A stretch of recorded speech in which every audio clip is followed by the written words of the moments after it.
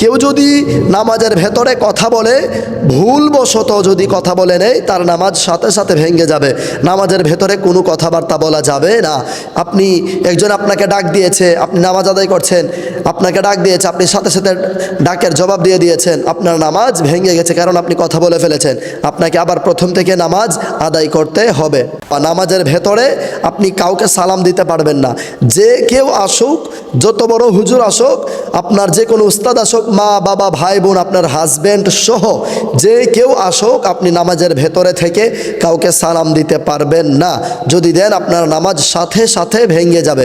যদিও এটি আমরা অনেকেই জেনে থাকি, অনেকেই জানি। 4 নাম্বার হচ্ছে সালামের উত্তর দেওয়া।